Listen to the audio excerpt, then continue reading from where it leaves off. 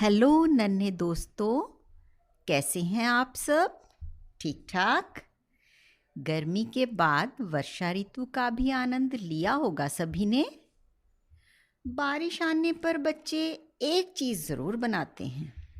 बताइए क्या? ठीक बताया आपने। कागज़ की नाव। आज हम आपकी हिंदी पाठ्य पुस्तक से पाठ 6 पढ़ेंगे, जो कि एक कविता है। उसका शीर्षक है नाव बनाओ, नाव बनाओ। भाई, कविता पढ़ने का तो मज़ा ही उसे गाने में है। तो चलिए मेरे साथ साथ यह कविता गाइए। आप चाहें तो अपनी किताब भी खोल सकते हैं। तो शुरू करें। नाव बनाओ भैया मेरे जल्दी आओ। वह देखो पानी आया है, घिर घिर कर बादल छाया है। 7 समुंदर भर लाया है, तुम रस का सागर भर लाओ। भैया मेरे जल्दी आओ। पानी सचमुच खूब पड़ेगा, लंबी चौड़ी गली भरेगा। लाकर घर में नदी धरेगा, ऐसे में तुम भी लहराओ। भैया मेरे जल्दी आओ। गुल्लक भारी अपनी खोलो, हल्की मेरी नहीं टटोलो। पैसे नए नए ही रोलो, फिर बाजार लपक तुम लाओ। भैया मेरे जल्दी आओ। ले आओ कागज चमकीला, लाल हरा या नीला पीला। रंग बिरंगा खूब रंगीला, कैंची चुटकी हाथ चलाओ। भैया मेरे जल्दी आओ। छप छप कर कूड़े से अड़ती, बूंदों लहरों लड़ती बढ़ती। सबकी आँखों चढ़ती गढ़ती, नाव तेरा मुझको हर्षाओ। भैया मेरे जल्दी आओ। क्या कहते मेरे क्या बस का? क्यों तब फिर यह किसके बस का? खोट सभी है बस आलस का, आलस छोड़ो सब कर पाओ। भैया मेरे जल्दी आओ। नाव बनाओ, भैया मेरे जल्दी आओ। तो बच्चों, आप सबने श्री हरिकृष्ण दास गुप्त जी की लिखी यह कविता भी सुनी। ये कविता सुनकर आपको क्या लगा कि वर्षा हो चुकी है, हो रही है या अभी होने वाली है? जी हाँ, वर्षा अभी होने वाली है। कैसे पता लगा? क्योंकि कहा गया है पानी सचमुच खूब पड़ेगा। तो नाव बनाने की तैयारी बारिश से पहले की जा रही है, क्योंकि काम की तैयारी पहले ही शुरू कर देने से अच्छा रहता है ना। चलिए अब एक और बात बताइए, आपको यह पता लगा कि इस कविता में कोई लड़का बात कर रहा है या लड़की? पूरी कविता में ऐसा कुछ भी पता नहीं चल रहा ना। तो चलिए हम मान लेते हैं कि एक छोटी बच्ची अपने बड़े भैया से नाव बनाने के लिए कह रही है। देखते हैं वह क्या कह रही है। वह कहती है कि मेरे भैया जल्दी से आओ और मेरे लिए नाव बनाओ। देखो आसमान में कितने बादल छा गए हैं और लगता है कि उनमें सातों समुद्रों का पानी भरा हुआ है।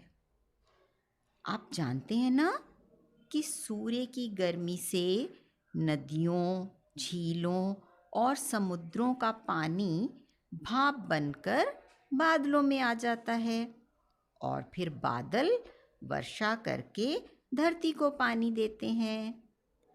अब ये बादल भी खूब वर्षा करेंगे और फिर सभी को रस मिलेगा।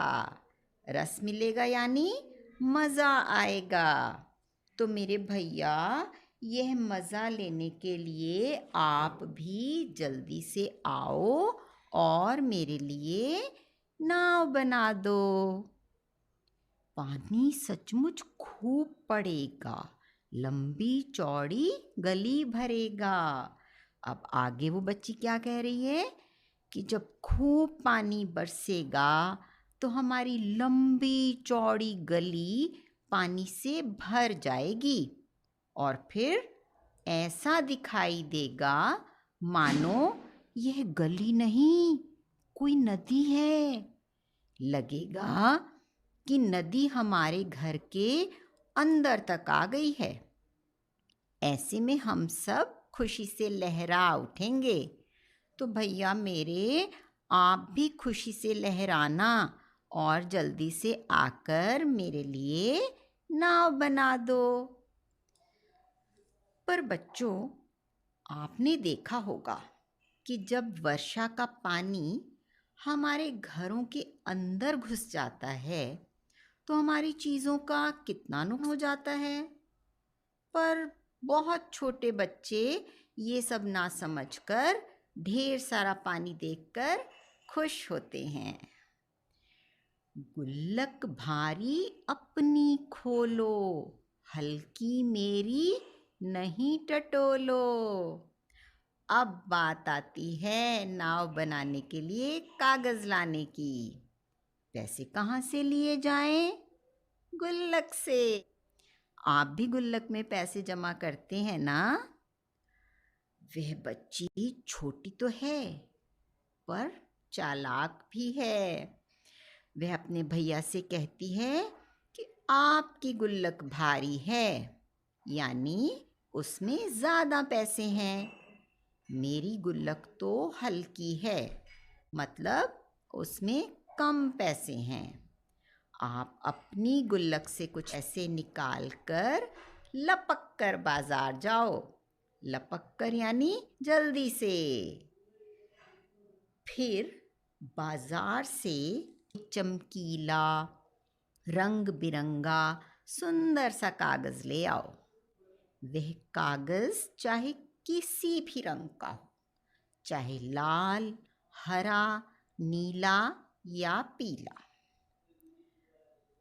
पर जो आप मुझे बताइए कि क्या आप लोग भी पैसे खर्च करके कागज लाते हैं नाव बनाने के लिए? भाई, मैंने तो कभी इसके लिए पैसे खर्च नहीं किए। घर में जो पुराने काम ना आने वाले कागज पड़े होते हैं, उनसे भी तो नाव बन सकती है ना। इसके बारे में सोचिएगा ज़रूर।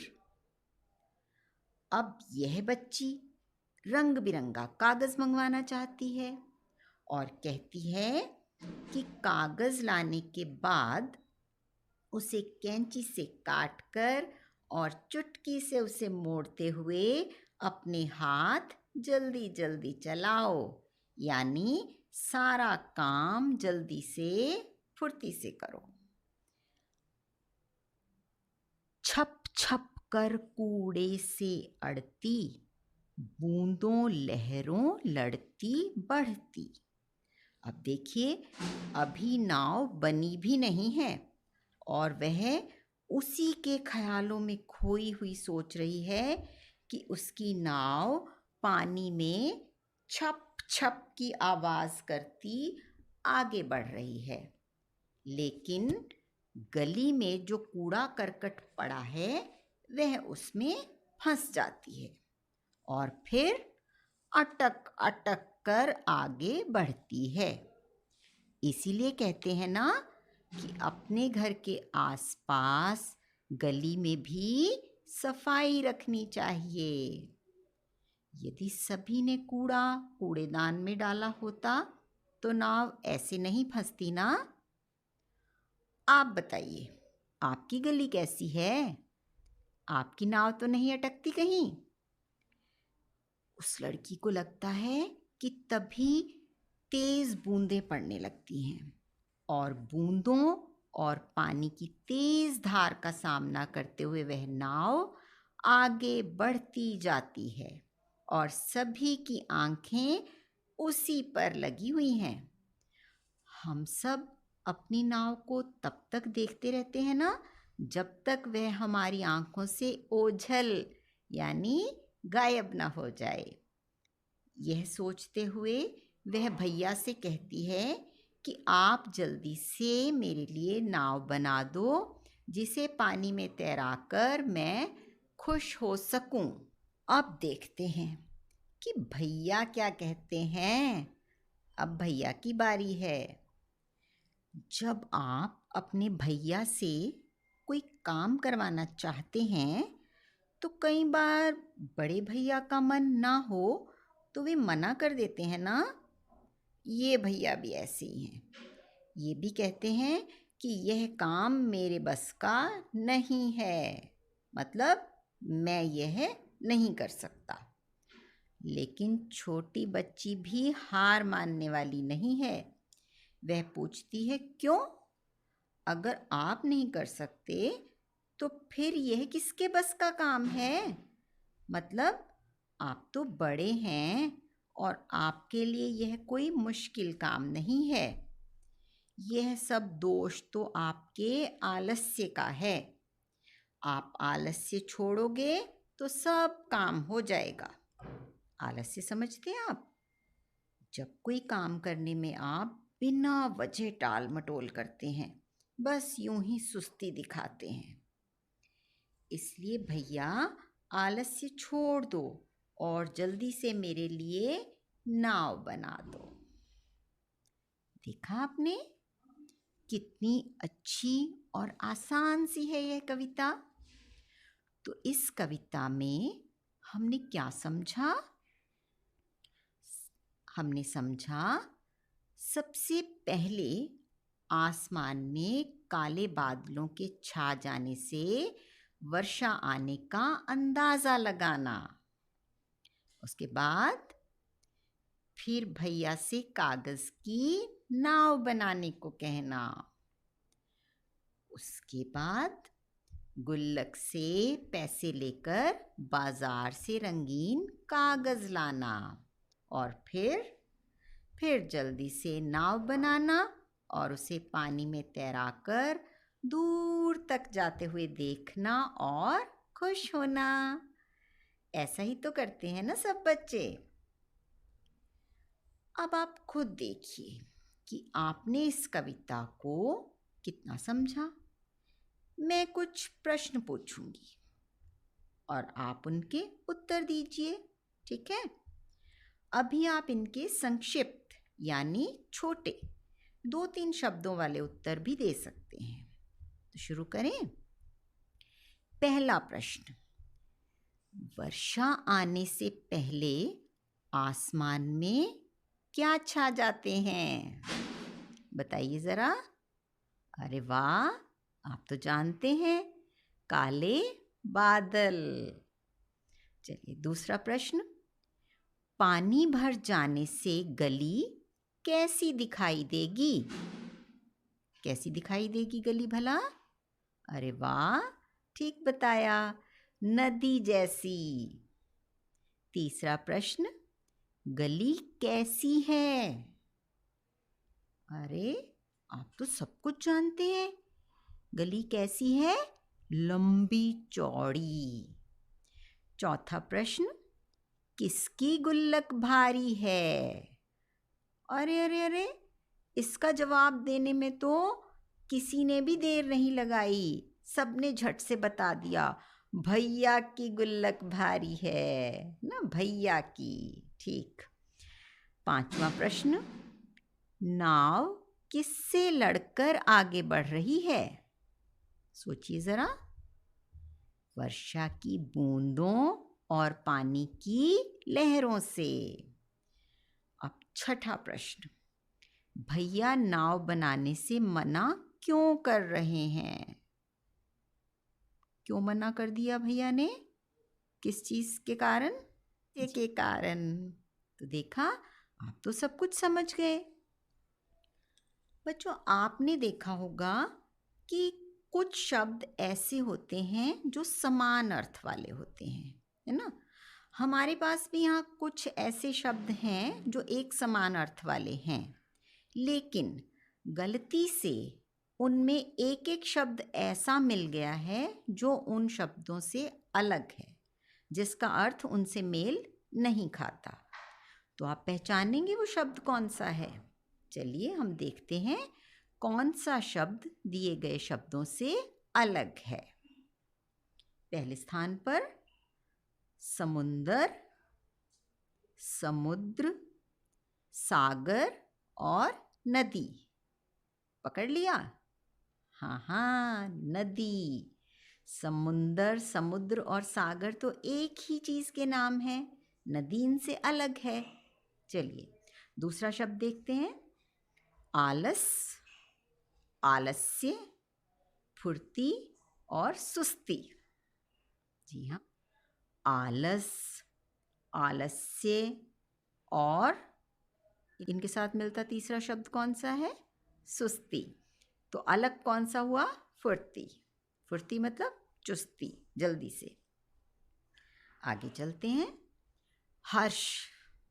हर्ष मतलब देखते हैं क्या है। हर्ष के बाद है उदासी, प्रसन्नता और खुशी।